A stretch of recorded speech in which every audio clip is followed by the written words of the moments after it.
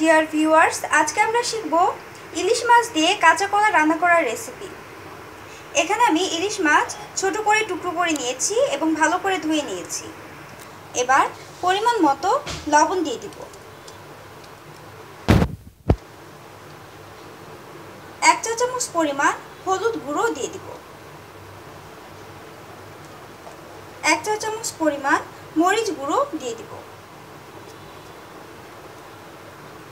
আধা কাপ পরিমাণ পেঁয়াজ কুচি দিয়ে দিব,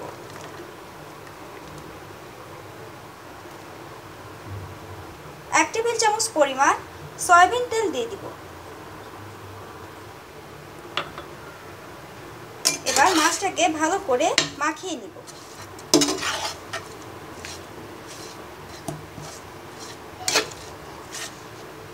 এবার পরিমাণ মতো পানি দিয়ে মাছটাকে রান্না করে নিব।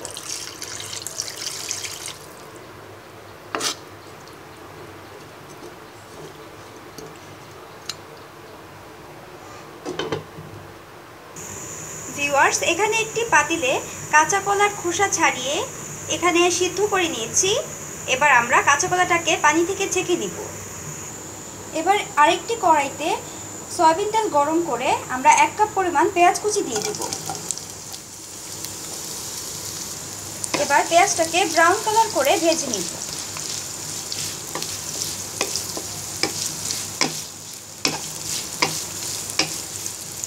পেঁয়াজটা ভাজা হয়ে গেলে পরিমাণ মতো লবণ দিয়ে দিব,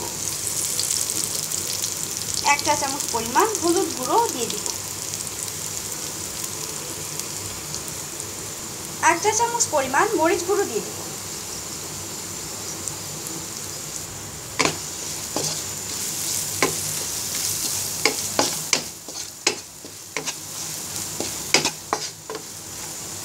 এবার সেদ্ধ করা কাঁচা কলাটা দিয়ে দিব।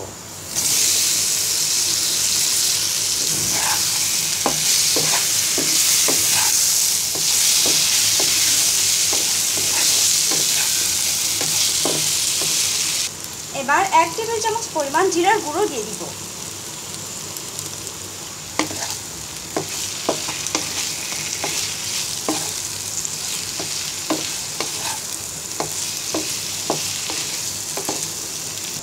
আধা চা চামচ পরিমাণ ধনে গুঁড়ো দিয়ে দিব।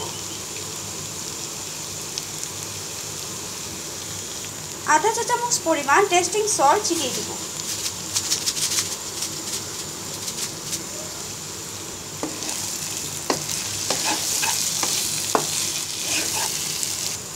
এবার 4-5টি কাঁচামরিচ ফালিয়ে দিয়ে দিব।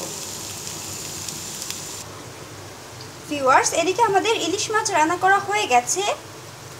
এবার ইলিশ মাছের ঝোলটা দিয়ে দিব। এবার অল্প পরিমাণ পানি দিয়ে কলাটাকে রান্না করে নিব। ভিউয়ার্স, আমরা পানিটা অল্প দিব কারণ কলাটাকে আমরা আগেই সেদ্ধ করে নিয়েছিলাম।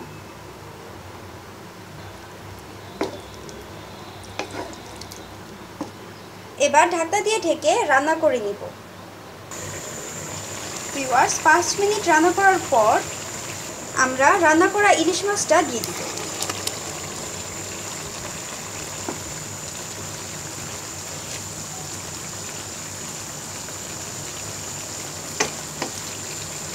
এবার আমরা ঢাকনা দিয়ে ঢেকে আরও 5 মিনিট রান্না করে নিব।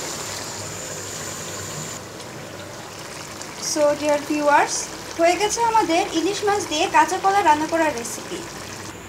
আশা করি আপনাদের আমার রেসিপিটি ভালো লেগেছে। আমার আরও নতুন নতুন রেসিপি যদি আপনাদের ওয়ালে পেতে চান তাহলে আমার চ্যানেলটি সাবস্ক্রাইব করুন, তাহলে আমার সব রেসিপি আপনাদের ওয়ালে চলে যাবে।